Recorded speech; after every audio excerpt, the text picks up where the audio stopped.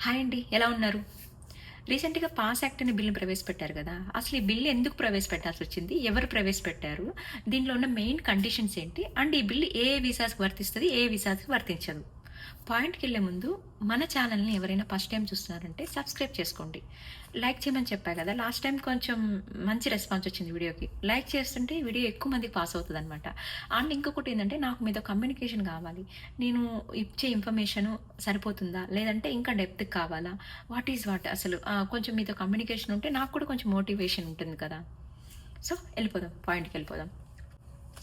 And pass act ప్రవేశపెట్టారు కదా! అసలు పాస్ యాక్ట్ అంటే ఏంది? ఆల్ టైప్ ఆఫ్ ఇమిగ్రేషన్స్ రద్దు చేయాలి. అండ్ ఆల్ టైప్ ఆఫ్ వీసాస్‌ని కొంచెం ఫ్రీజ్ చేయాలని చెప్పారు కదా! అసలు ఏంటి మెయిన్ పాయింట్ ఏంటి? ఒక్కసారి చెప్పా కదా!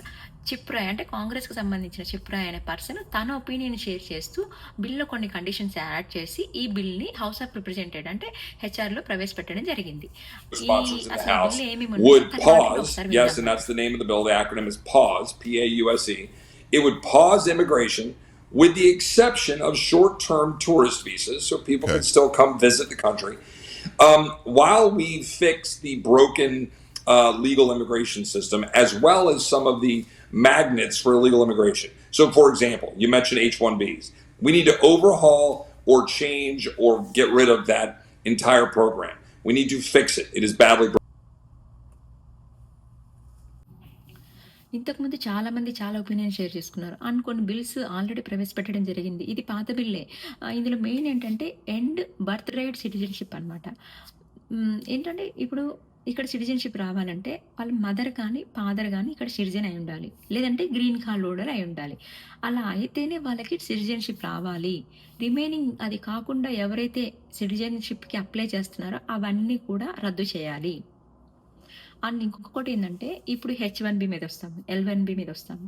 వీళ్ళందరూ ఏంటంటే, ఒక సర్టెన్ టైమ్ ఇస్తారు మనకి. హెచ్-1బీ మీదొచ్చినప్పుడు ఫర్ ఎగ్జాంపుల్ 6 ఇయర్స్ ఇస్తారు. ఆ 6 ఇయర్స్ తర్వాత కూడా వాళ్ళు ఇక్కడే ఉండి లాంగ్ టైమ్‌లో జాబ్ చేసుకుంటూ గ్రీన్ కార్డ్‌కి అప్లై చేస్తూ, గ్రీన్ కార్డ్ ఓకే అయ్యాక మళ్ళీ సిటిజన్‌షిప్‌కి అప్లై చేస్తే అలాంటివన్నీ జరగకూడదు. అండ్ ఇంకొకటేందంటే, ఇంతకుముందు ఆల్రెడీ చెప్పిందే.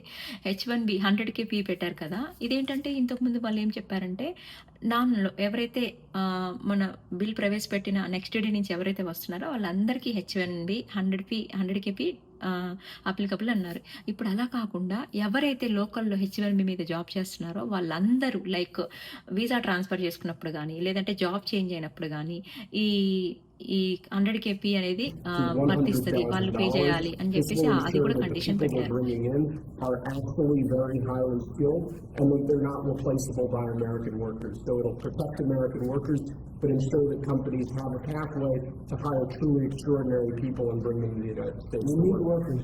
We need workers. We need great workers. And this pretty much ensures that that's what's going to happen. The company needs to decide, do they want, is the person valuable enough to have $100,000 a year payment to the government, or they should head home and they should go hire in America. The whole idea is annual, and it's the total, it can be a total of 6 years. Migration అనమాట. ఒకరొస్తారు. Green card accept అయిన తర్వాత మళ్ళీ వాళ్ళ ఫ్యామిలీలందరిని తీసుకొస్తారు. అలా అలా link chain migration అనేది ఆపేయాలి. అండ్ వన్ మోర్ వచ్చేసి ఇక్కడ ఎలిమినేట్ ఆల్ ఫెడరల్ వెల్ఫేర్ అంటే ఏవైతే ఇక్కడ బెనిఫిట్స్ అని చెప్పా కదా! పదే పదే మెయిన్ వీళ్ళు ఎక్కువ ఫోకస్ ఏందంటే లోకల్ వాళ్ళు సఫర్ అవ్వకూడదు. ఎవరైతే బయట నుంచి వచ్చే వాళ్ళ వల్ల లోకల్ వాళ్ళు సఫర్ అవుతున్నారు. లోకల్ వాళ్ళకి ఆప్షన్స్ తక్కువవుతున్నాయని చెప్పి వాళ్ళ ఇంటెన్షన్ ఇదంతా కూడా మెయిన్ ఇంటెన్షన్ అనమాట.